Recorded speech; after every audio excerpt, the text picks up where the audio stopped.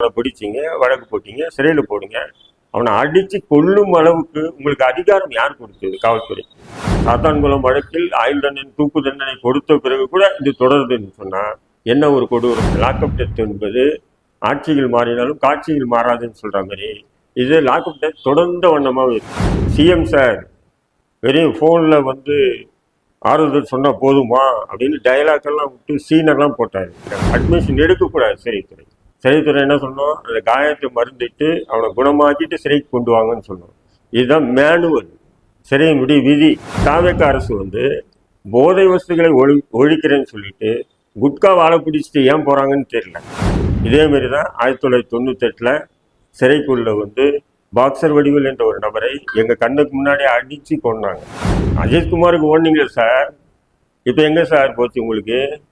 இப்போ சபரிவர்மன் வீட்டுக்கு போங்க, பாலாஜி வீட்டுக்கு போங்க. வாய்ஸ் ஆஃப் தடா யூடியூப் சேனலை பார்வையிடும் அனைவருக்கும் எனது வாழ்த்துக்கள். தொடர்ந்து வாய்ஸ் ஆஃப் தடாவை சப்ஸ்கிரைப் பண்ணுங்கள், லைக் பண்ணுங்கள், ஷேர் பண்ணுங்கள், கண்டிப்பாக கமெண்ட் பண்ணுங்கள். இன்றைக்கி நாம் பார்க்க போது லாக்அப் டெத். இந்த லாக்அப் டெத் என்பது ஒவ்வொரு ஆட்சியிலும் இது போன்ற லாக்அப் டெத் தொடர்ந்த வண்ணம் தான் இருக்குது. அதிமுக ஆட்சி, திமுக ஆட்சி, இப்போ தாவேக்க ஆட்சி.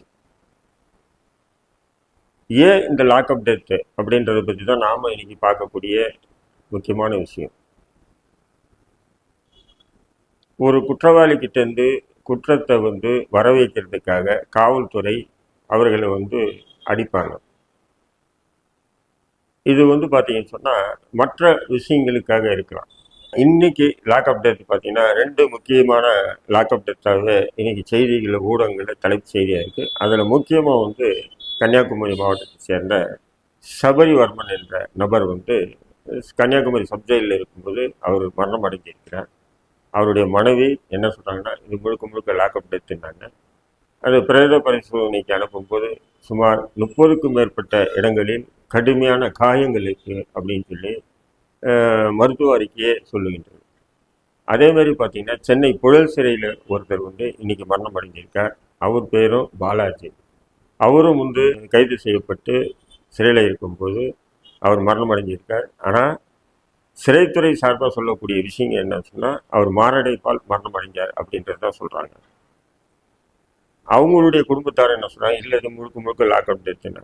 அப்போது இந்த சபரிவர்மன் விஷயமா இருக்கட்டும், அல்லது சென்னையில் பாலாஜி என்ற விஷயமா இருக்கட்டும், இந்த 2 விஷயங்களை நீங்கள் பார்த்தீங்கன்னு சொன்னால் முழுக்க முழுக்க என்ன வழக்குன்னு பார்த்தீங்கன்னா, இவங்ககிட்ட போதை வஸ்துகள் கைப்பற்றப்பட்டதாவோ பெரிய வழக்கெல்லாம் இல்லை.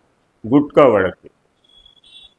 குட்கா வழக்கில் கைது செய்யப்பட்டவர் தான். அப்போ குட்கா வழக்கில் கைது செய்யக்கூடிய நபர்களை எந்த அளவுக்கு கடுமையான முறையில் தாக்குதல் தொடுக்கிறாங்கிறத நீங்கள் பாருங்கள். இது தாக்குதல் தொடுப்பதற்கு காவல்துறைக்கு இந்த அதிகாரத்தை கொடுத்தது யார்? போதை ஒழிப்பு பிரிவுன்னு ஒன்று வச்சுக்கிட்டு இவங்க போதை மாத்திரைகளையும் போதை வசதிகளையும் ஒழிக்கிறதுக்கு பதில் இவங்க என்ன பண்ணுறாங்கன்னா, இந்த பான் மசாலா குட்கா விஷயங்களில் ரொம்ப கவனம் செலுத்தி அந்த நபர்களை கைது பண்ணி, நாங்கள் பாருங்கள் இத்தனை பேர் மீது வழக்கு போட்டிருக்கோம், இத்தனை பேரை கைது பண்ணி ஜெயிலில் போட்டிருக்கோம் அப்படின்றதுக்காகவே இவங்க செய்யக்கூடிய ஒரு செயலாகவே இருக்குது. இதை தமிழக அரசு எப்படி எதிர்கொள்ளுன்றது நமக்கு தெரியல. ஏன்னு சொன்னால் இதே பார்த்தீங்கன்னு சொன்னால் கடந்த திமுக ஆட்சியில் சிவகங்கை மாவட்டம் திருப்புவனத்தை சேர்ந்த அஜித்குமார் என்பவர் லாக்அப் டெத்தில் மரணம் அடைஞ்சார். உடனே அந்த அஜித்குமாருக்கு நம்முடைய அன்றைய முதல்வர் ஸ்டாலின் அவருடைய குடும்பத்தாருக்கு ஃபோன் பண்ணி ஆறுதல் சொன்னார்ன்னு சொல்லி இன்றைய முதல்வர் ஜோசப் விஜய் இதே வள்ளூர் கோட்டை தந்த ஆர்ப்பாட்டம் போட்டு கடுமையாக எச்சரித்தார். என்ன சொன்னார்? சிஎம் சார் வெறும் ஃபோனில் ஆறுதல் சொன்னால் போதுமா அப்படின்னு டைலாக்கெல்லாம் விட்டு சீனெல்லாம் போட்டார். அன்னைக்கு அஜித்குமார் வீட்டுக்கு அவசர அவசரமாக வாகனத்தை எடுத்து தனியாக ஓடின விஜய் இன்னைக்கு இந்த நபருடைய வீட்டுக்கு போய் ஆறுதல் சொல்லுவாரா அப்படின்றது ஒரு கேள்வி மக்கள் மத்தியில் இருக்குது. ஏன்னா அன்னைக்கு அரசியல் செய்யணும், அதுக்காக நீங்கள் என்ன பண்ணீங்க? அஜித்குமார் வீட்டுக்கு ஓடினீங்க. இன்னைக்கு சபரிவர்மன் வீட்டுக்கு ஓடுவாரா விஜய் அப்படின்னு நான் கேட்கல, லட்சக்கணக்கான மக்கள் இந்த கேள்வியை விஜயிடம் கேட்கின்றார்கள். அதிமுக ஆட்சியில் வந்து சாத்தான்குளத்தில் வந்து ஜெயராஜ் பென்னிக்ஸ் என்ற தந்தை மகன் கொல்லப்பட்டாங்க. இதே மாதிரி லாக்அப் டெத் தான். அப்போது திமுக எதிர்கட்சி இருந்தது. அது பெரிய அளவுக்கு பேசு பொருளான உடனே அந்த வழக்கு தீவிரம் காட்டப்பட்டது. அந்த வழக்கில் வந்து சுமார் 9 காவல்துறை சேர்ந்தவங்க, இன்ஸ்பெக்டர் உட்பட 9 பேர் கைது செய்யப்பட்டு நீதிமன்றம் அவர்களுக்கு இரட்டை ஆயுள் தண்டனை கொடுத்தது. இவ்வளவையும் செஞ்சும் கூட காவல்துறை இன்னும் திருந்தாத இருக்கிறது காரணம் என்ன? யாரையோ திருப்திப்படுத்துவதற்காக. அதுவும் இந்த சபரிவர்மன் வந்து ஒரு ஊனமுற்ற சகோதரன் சொல்றாங்க. அவன் விற்பனை பண்ணது குட்கா என்கின்ற ஒரு பொருள் தான். குட்கா என்பது ஒரு தமிழ்நாட்டில் கூட தடை செஞ்சிருக்கலாம். ஆனால் இந்தியா முழுக்க தடை செய்யப்படல. மத்திய அரசு அனுமதியோடு குட்கா வந்து பெரிய பெரிய நிறுவனங்கள் இருக்கு. பல லட்சம் கோடி ரூபாய்களை அவங்க வரியா செலுத்துறாங்க. ஐடிசி கம்பெனி உட்பட பல லட்சம் கோடி ரூபாய் வரியா செலுத்துறாங்க. தமிழ்நாட்டில் அதிமுக ஆட்சியில் இருக்கும்போது குட்கா ஊழல்னு சொல்லி ஒன்று, ஏன்னா குட்கா ஊழல்னு சொல்லி ஒன்று நடந்தது. அதன் பிறகு திமுக அந்த குட்கா விஷயத்தை வச்சுட்டு ஒரு அரசியல் பண்ணாங்க. அதன் பிறகுதான் தமிழ்நாட்டில் குட்கா விற்பனைக்கு கொஞ்சம் தடங்கள்.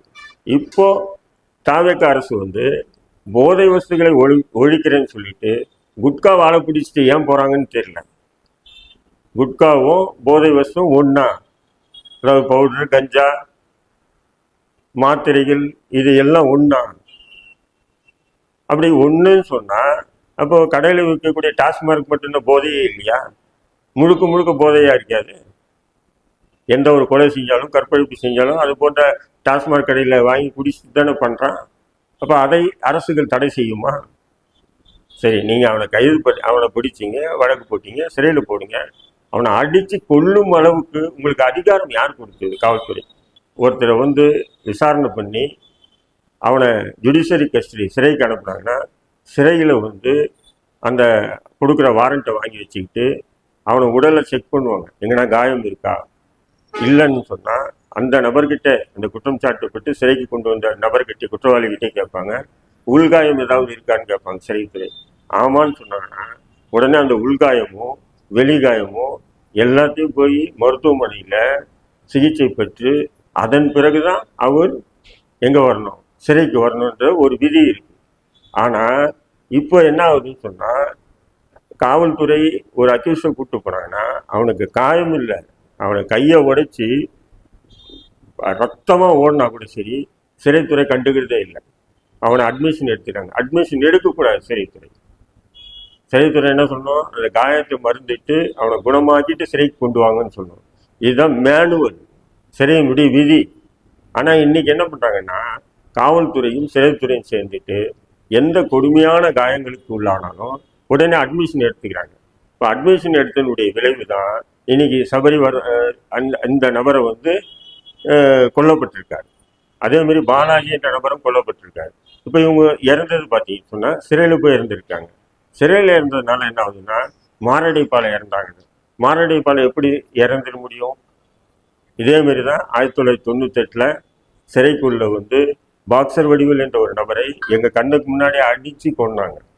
அடித்து காயப்படுத்தி அங்கே இருந்த பவுட்ரு கஞ்சாவெல்லாம் பாலில் கலந்து கொடுத்து குடிக்க வச்சு அவர் குடித்து வாந்தி எடுத்து ஸ்பாட்லேயே காலியானார். யார்? பாக்ஸர் வடிவேல் என்பவர். ஆனால் அவர் என்ன சொன்னாங்க, காவல்துறையும் வழக்கு என்ன பதிவு பண்ணிச்சு, சிறைத்துறையும் என்ன சொன்னாங்க, அவர் மாரடைப்பால் இறந்து விட்டார் அப்படின்னு. போஸ்ட்மார்ட்டம் ரிப்போர்ட்டும் மாரடைப்பால் இறந்து விட்டாருன்னு. ஆனால் அவரை அடித்து கொண்டாங்க. அப்படி இருக்கும்போது இன்னைக்கு புழல் சிறையில் பாலாஜியாக இருக்கட்டும், கன்னியாகுமரியில் வந்து சபரிவர்மனாக இருக்கட்டும், 2 பேரும் அடித்து கொண்டாங்க என்பது எந்த மாற்று கருத்தும் இல்லை. அஜித்குமாருக்காக துடிச்ச விஜய் இன்னைக்கு ஏன் சைலண்ட் மூட்ல இருக்கட்டும்? கண்டனம் கூட இல்லையே அந்த காவல்துறை. நான் ஆளுங்கட்சியாக இருந்தால் ஒரு நிலையும் எதிர்கட்சியாக இருந்தால் இன்னொரு நிலையும் அப்படின்ற ஒரு மனப்பக்குவத்திலேயே விஜய் செயல்படுறாரு. அஜித்குமாருக்கு ஓடுனீங்க சார், இப்போ எங்கே சார் போச்சு உங்களுக்கு? இப்போ சபரிவர்மன் வீட்டுக்கு போங்க, பாலாஜி வீட்டுக்கு போங்க.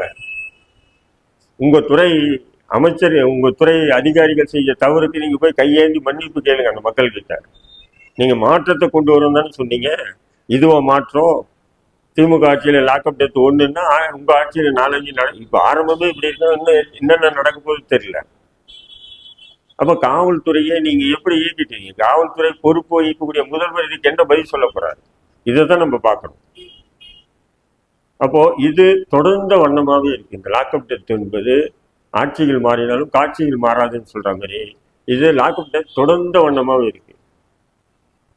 சாத்தான்குளம் வழக்கில் ஆயுள் தண்டனை, தூக்கு தண்டனை கொடுத்த பிறகு கூட இது தொடருதுன்னு சொன்னா என்ன ஒரு கொடூரம்! அப்ப இவர்களை யாரும் கேட்கவும் முடியாதா? அதுவும் இந்த 2 பேரும் பார்த்தீங்கன்னா குட்கா வழக்கில் கைது செய்யப்பட்டவர்கள். குட்கா வழக்கில் கைது செஞ்சிருக்கீங்கன்னு சொன்னா அது அவங்ககிட்ட என்ன புலன் விசாரணை நீங்க மேற்கொள்ள போறீங்க? குட்கா எங்கேருந்து வாங்கினேன்னு சொல்லியா, இல்லை குட்கா யார் தயாரிச்சாங்கன்றதா? நீங்க ஏன் சார் அவனை அடிச்சு கொடுமைப்படுத்தி குட்கா தயாரிச்சு யாரு எங்கேருந்து வாங்கினேன்னு சொல்லி நீங்க கொடுமைப்படுத்துறீங்க? போங்க வட இந்தியாவில், தமிழ்நாட்டை தவிர அடுத்த மாநிலங்களில் குட்கா அமோகமா விற்பனை ஆகிட்டு இருக்கு இல்லையா? அங்கேருந்து வர வச்சிருப்பாங்க, அங்கேருந்து வர வச்சு இங்கே விற்று இருப்பாங்க. இது உங்களுக்கு தெரியாதா? இதே ஒரு போதை வஸ்து கைப்பற்றப்பட்டவொடனே நீங்க என்ன பண்றீங்க? ராஜமரியாதையோட அவனை கூட்டு போய் சிறையில் விடுறீங்க. சாதாரணமா ஒரு குட்கா வித்தவனுக்காக அவனை கடுமையா தாக்கி அவன் இன்னைக்கு மரணமாகும் அளவுக்கு இன்னைக்கு காவல்துறை நடந்திருக்குன்னு சொன்னா இது இந்த கொடுமையை இது நம்ம சாதாரணமா பார்த்துட்டு கடந்து போக முடியாது. அவர் ஊனமுற்ற மாற்றுத்திறனாளி, அவர் மாற்றுத்திறனாளி ஏதோ ஒரு 10 ரூபா சம்பாதிக்கணும்னு சொல்லி உங்களை மாதிரி ஊழல் பண்ணி சம்பாதிக்கக்கூடிய நிலையில இல்லையா அவரு? 100 ரூபாய் டிக்கெட்டு 1000 ரூபாய்க்கு விற்கல, 200 ரூபாய் டிக்கெட்டு 2000 ரூபாய்க்கு விற்று சம்பாதிச்சவங்களை மாதிரி கோடிக்கணக்கில் சம்பாதிக்கல இல்லாம.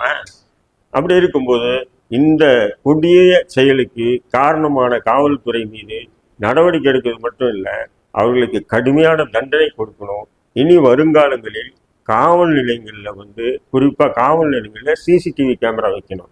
அந்த சிசிடிவி கேமரா மூலமாக உயர் அதிகாரிகள் காவல் நிலையங்கள் நடக்கக்கூடிய நிகழ்வுகளை நேரடியாக கண்காணிக்கணும். அப்போதான் இது போன்ற லாக்அப் டெத் மரணங்களை தடுக்க முடியுமே தவிர, இல்லைன்னு சொன்னா நிச்சயமா தடுக்க முடியும்.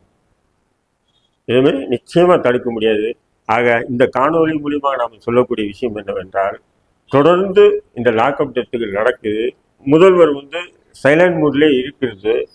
மக்கள் ஏதோ முட்டாள்கள் மாதிரியும் மக்கள் ஏதோ அமைதியா போறாங்கன்றத இவங்க நினைக்கிறாங்க. நிச்சயமா இன்னைக்கு இல்லைன்னா நாளைக்கு நிச்சயம் இது மக்கள் புரட்சியாக மாறும் என்பதை அரசுகளும் காவல்துறையும் நினைக்கணும்ன்றது தான் இந்த காணொலி மூலியமாக நாம் சொல்லக்கூடிய கருத்து.